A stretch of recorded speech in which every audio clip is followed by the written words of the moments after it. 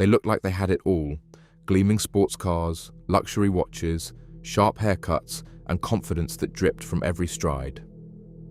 On the streets of Coventry, they moved like local royalty, young, clean-cut, and seemingly successful. But behind the smiles and designer wardrobes was something far darker. This wasn't lifestyle branding. It was a front for one of the most organized drug trafficking networks in the Midlands. For months, they played the part, driving high-spec Audis, flashing Rolexes, booking hotel rooms in cities they claimed to be working in. But there were no businesses, no real jobs, just couriers, codes, and cocaine. At the center of it all was Jonathan Mann, the quiet manipulator who called the shots from a distance. Around him, a crew of trusted lieutenants ferried kilos of Class A drugs across England, efficient, fast, and always a step ahead of suspicion. They weren't chaotic, they were clinical, they weren't hiding, they were blending in. And for a while, it worked. But even the best disguises don't last forever. And when the mask cracked, it wasn't just drugs the police found. It was guns, cash, encrypted phones, and a digital paper trail that told a story none of them could erase. This is the rise and fall of Jonathan Mann's Coventry drug empire, an operation built on precision, protected by arrogance, and destroyed by quiet surveillance. Jonathan Mann wasn't loud. He didn't flash stacks of cash or throw parties that filled social media feeds. Instead, he operated behind tinted glass and encrypted apps, crafting the illusion of legitimate success while directing a criminal enterprise that trafficked hundreds of kilos of cocaine across England. At 31, he was calm, composed, and deeply dangerous. His genius wasn't in brute force, it was in orchestration. Mann stayed above the mess. He didn't ride along on drug runs or personally handle bricks of cocaine.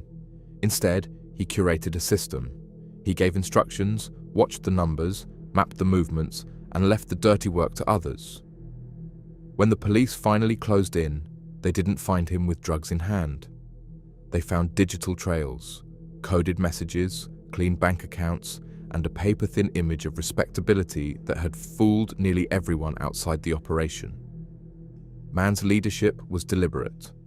He trusted few, but he built a core around loyalty and utility. His closest allies weren't random, they were functional. He didn't promote on friendship, he promoted on reliability. Each person in his circle had a job, and that job fit perfectly into the larger machine. To the outside world, he was just another young man with taste, a man who liked German cars, wore tailored jackets, and minded his business. But that was the point. Mann didn't seek attention, he avoided it. Every visible move was controlled, curated, and deliberate. He didn't stand on street corners. He didn't need to. Encrypted mobile phones were his tool of choice. Through services like EncroChat, he issued orders and monitored runs using codenames and burner devices. He planned deliveries like business shipments, detailing weights, prices, handoff points, and cover stories. Nothing was improvised. And it worked, for a while. The system was tight, the runs were short, the profits massive. Mann was not your average gang leader. He was a modern drug boss, one who understood the power of staying invisible while making everyone else move. The Pell brothers, Prescott, Lewis, they were all extensions of his plan. He never touched the drugs, but every gram moved under his command. And every mile they traveled brought him closer to the edge. Luke and Alexander Pell didn't need introductions in Jonathan Mann's world. They were his workhorses, brothers bound not just by blood, but by discipline and trust. While others played minor roles, the Pells were essential. For months they traveled the length of England, city to city, hotel to hotel, executing deliveries with military precision. Between April and November 2022 alone, they made over 160 documented trips. That's not an estimate, it's a fact. Police surveillance clocked them moving back and forth from Coventry to key drop-off locations in Bristol, Leicester, Crewe, and beyond. The pattern was simple. Drive in, check into a budget hotel, unload, rest and return. No nights out, no parties, just clean clothes, fueled cars, and cargo that never stayed long in one place. They weren't reckless, quite the opposite. Everything they did was built around avoiding attention. They used different routes, rotated vehicles, and booked hotels under different names. Each trip was fast, often less than 24 hours, and each journey masked a larger network of street-level suppliers waiting on the other end. They weren't street dealers, they were couriers for a national distribution system. Luke, the elder, took lead on logistics. Alexander followed his cue. CCTV footage and hotel check-ins placed them consistently together, always on the move, always cautious. No extravagant spending, no wild behavior, just silent, systematic distribution. Their loyalty to man was never questioned. He gave the orders, they executed them. They weren't high-level strategists, but they were efficient, consistent, and trustworthy. In an industry where greed and ego often spark mistakes, the Pell brothers stood out for their discipline. But even discipline has limits. Their consistency, once their strength, became their weakness. The repetition of routes, hotels, and driving patterns created a roadmap for detectives. Surveillance teams built timelines, matched dates, and eventually formed a network map so complete it made conviction inevitable. They thought they were ghosts, fast, low-profile, invisible, but ghosts still leave footprints. And the Pell brothers left hundreds of them across England's roads. Ryan Prescott didn't say much. He didn't have to. At 29, he was the kind of man who got things done without leaving a mess. To Jonathan Mann, he was the muscle behind the movement, the one who could be trusted with serious weight. Prescott's role was simple: pick up, drive, deliver. But the scale wasn't. He moved over 100 kilos of cocaine on his own, a volume with a street value running deep into the millions. He was fast, methodical, and cool under pressure. Unlike others in the network who operated in pairs, Prescott often worked alone. He didn't draw attention, didn't make mistakes, and never questioned the order.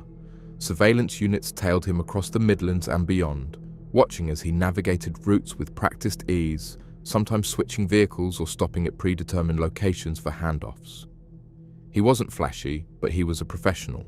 Then came Ian Lewis, the man behind the money.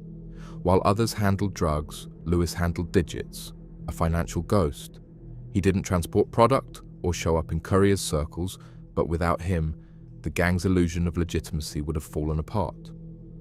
Lewis took dirty money and cleaned it, funneling cash into cars, clothes, and in some cases, property. His role was understated, but critical. Using contacts in car dealerships and manipulating financial documentation, Lewis helped members of the network buy high-end vehicles without raising eyebrows. One vehicle alone, a German import, cost more than £60,000, bought without a single trace of legitimate income. It was Lewis who made that happen.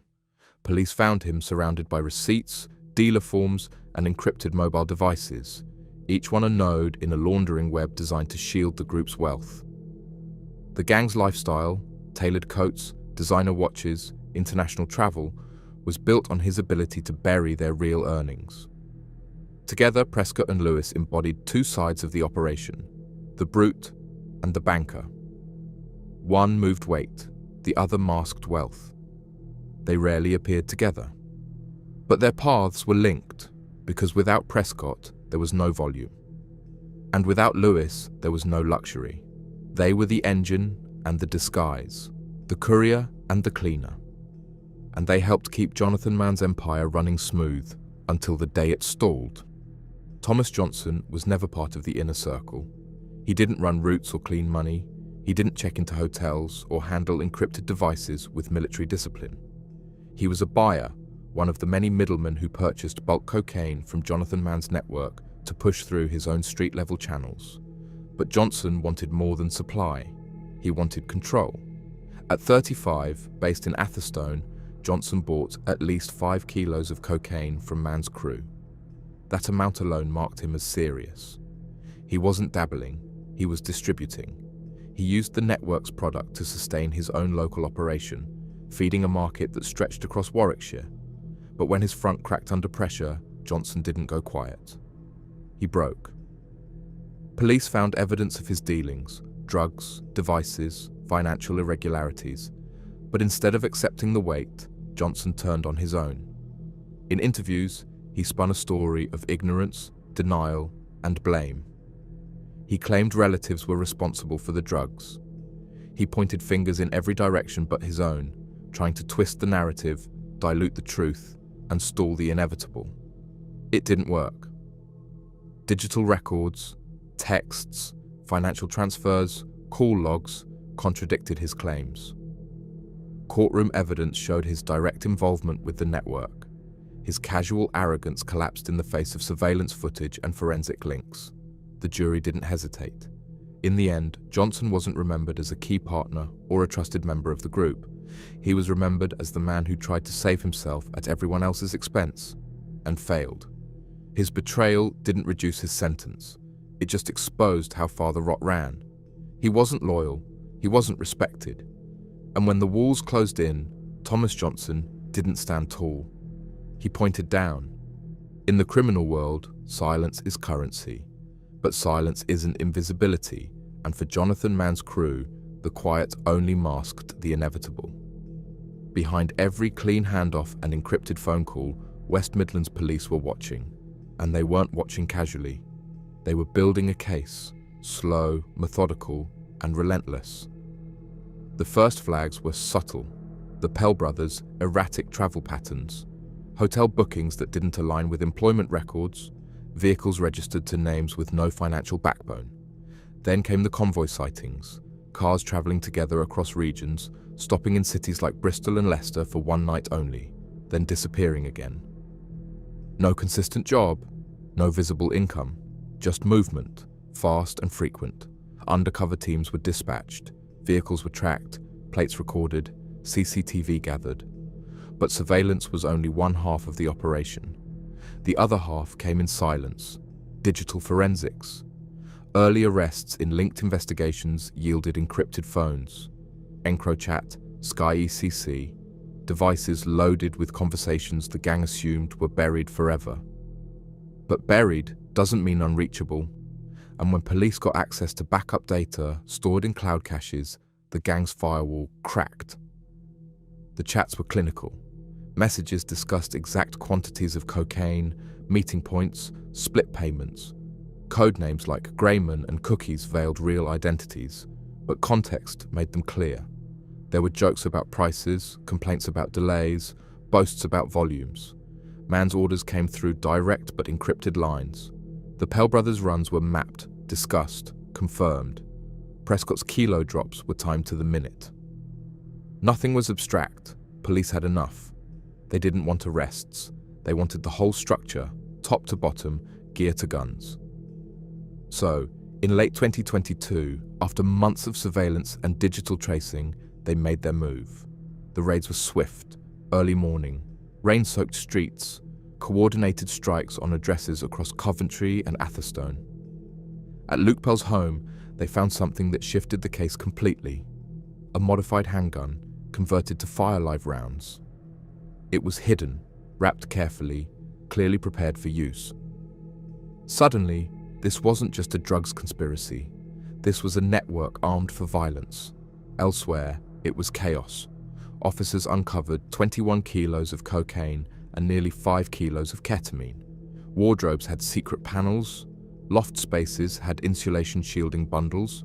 Suitcases under beds were filled with cash, £450,000 in total. Encrypted phones were everywhere. Some were powered off. Others were rigged to auto-wipe on incorrect password entries. Still, police recovered damning records. And then there was Ian Lewis's digital trail, paperwork linking him to luxury car purchases, his name on dealership receipts for vehicles costing tens of thousands, despite no traceable income. He had built the gang's clean front. Now it was evidence. No one ran. No one escaped. Every member was arrested within hours.